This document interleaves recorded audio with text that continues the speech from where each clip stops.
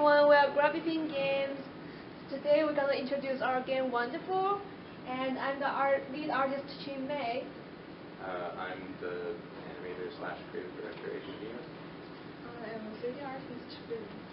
I'm Lauren, project manager and level designer.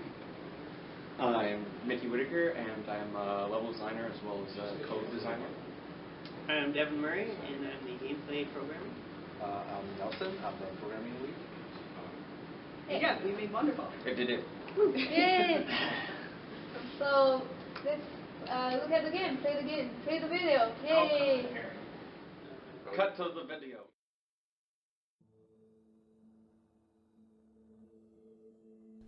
So let's start the game. You can see from the menu that you are the boy that fall into the cave.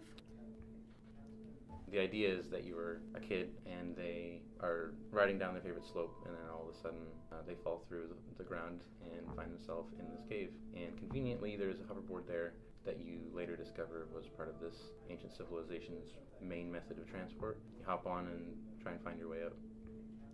We were going for a particular allegory of overusing power and energy that the civilization that you're going through doesn't fully understand. And so the basic story arc was supposed to kind of unfold in this sense of lack of life, but a previous life. So you start in this mining zone, and this crystal had kind of exploded.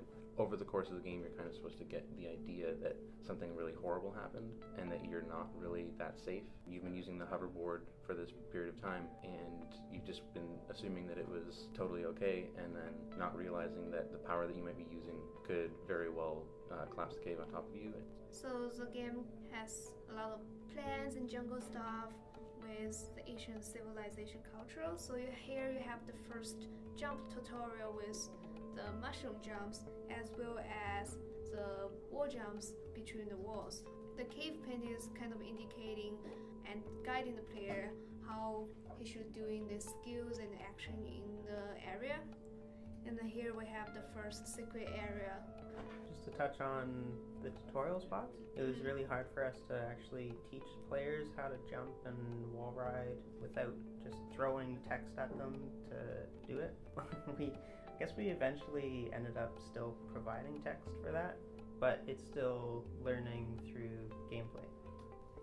So the camera went through a lot of iterations. So the very first camera we had was like a high isometric angle camera where you would use the right and left bumper to rotate it like around 90 degrees clockwise or counterclockwise. So since it rotates like 90 degrees, there's limitations as to it takes time to rotate to like a certain angle. So it just feels really clunky and doesn't have much freedom. We tried doing like a fixed camera that's always like behind the player, so the player can always see where they're going. That was okay, but if you want to like look around and explore the level and find where the next path is, it's kind of annoying just because the camera's always fixed behind you. So again, it feels really rigid because the camera's fixed at one position. We looked at some of the similar games, we looked at Hover, and we looked at the other like Air. I look at those games and we tried to improve upon those, and we wanted the camera to always be behind the player. That didn't really work out. Like the technical issues and the camera somehow spit out of control. That was fun. So we later on we analyzed the cameras that are in existing games, and the game that the most similar to ours was Hover, and we analyzed how that camera worked, and we made like slight tweaks to the camera, to make sure that it fits our game better, and it ends up with what we have now with the camera sets, and also given the option of having a free look camera, just for the player to like look around and explore. And this is all done like automatically in the code, so that the player doesn't have to toggle around too much. Yeah, so one thing that Nelson mentioned was multiple pathways. We wanted the game to appeal to different types of players, like people who speedrun, people who want to explore. So the camera supports that. But one thing we did through the levels was to add little nooks and crannies with these little collectibles that you can see around. And then also for harder to reach areas, we put special collectibles. So you can see here, you can get to it by jumping and then using an ability that you just learned, which is wall riding. So that moves to our next level, the crafting district. Yeah, so in the crafting district, the player is introduced to Fuelite charges, which are these little orbs that come out of crystals on the ground. And then when you have these, you can use additional abilities, which are air dashing and then ground dashing. You can also use the ground dashing to break crystals. So if they're in your way, you can smash through them. So those breakable crystals also provide per player an extra firelight too. And now you can see they entering the secret area that requires the player to using warrite skills to get up to the platform to get more chimes. We ended up adding the breakable crystals near the end, just as something that was fun to do, and it also is intended to teach players how to use the dash. And so you can hold 3 charges of them. Every time you pass over one, it refills 1 charge, and you can use those to your advantage. So we still have the collectibles that we were talking about using as like a guiding path, breadcrumb trail, but then we also added the Fuelite in, and that gave the players a pretty good sense of where they're supposed to go, because you were constantly giving them a resource that they were expected to use in a forward direction. So we found that people honestly rarely got lost. We know that we wanted checkpoints because we knew that the player would die at some point. Yeah, so I want to say the tree design, because currently we have this checkpoint design that the tree grows upon a bunch of crystals, and we have a water pot up there. So that's the basic idea for our game, and what the ancient civilization used, that they use crystals for any kind of energy resource, for any kind of materials. The checkpoint actually provide a good brief explanation about where the wood comes from, where the wood comes from for those platforms and those jumping platforms for the storefronts as well. So the checkpoint design is both functional as a checkpoint as well as like storytelling wise for visual feedback. It still works well as a checkpoint, I think, because it's a really obvious landmark that people can find anywhere. Yeah, if you're across the map and you look back, you can see it really easily. Yeah. So for the marketplace, those wooden platforms are my biggest design challenge for me, because the gray box stage we have this download shape jumping platforms, and people like it. They spend a lot of time on it, but it's really hard to design what it should like for the Asian people and what they are using those platforms for.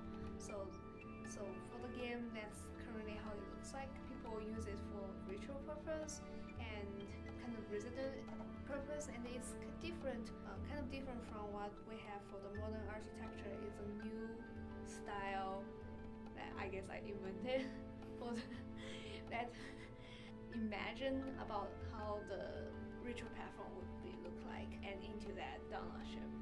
Yeah, so the final zone was Yeah. kind of tricky for a few reasons. Yeah, I mean, the water in itself is a weird thing. I think I don't know, it was weird because for me, whenever I play platformers or adventure games that have water, one of the first things that I do is to try and see if I can swim in it. If I die, Then you've learned your lesson. whatever, Yeah. I've learned my lesson and I'll figure it out. But so many people just were scared of water, and they didn't want to touch it, and they got like this intense anxiety when they came to the last level where they'd be falling, and they're like, oh my god, I'm gonna fall in the water, and then they're like, oh, There's a hoverboard. I'm I can fine. hover. Yeah, exactly. It's a hoverboard. It's like, why did you not understand that? But it was a good learning experience for that exact reason. And we didn't end up incorporating it because we didn't think that it was that important. A lot of people really like the final level for the way that it looks, and I think that's... I've asked a couple people, and it's partially because it's visually different and has the water at the bottom. It adds just a little bit more life to it rather than just kind of stone everywhere. I think people enjoy the idea that they can hover over top of water. Once people got used to, or fell into it once, they got used to it really quickly, that they knew that they weren't going to be hurt by it. But The only thing we put in, instead of having like the individual creeks and stuff throughout the entire game, forced the player to fall onto the water in this section. oh, true. Yeah, right after Yeah. they come out the speed tube, Mhm. they land right in it. Before we had like a bridge, and Yeah. the water was below, and it was kind of ominous. Mhm. But now this one, you're just forced right in. And Yeah. checkpoint is also kind of introduce that Yeah. water is not Mhm. harmful.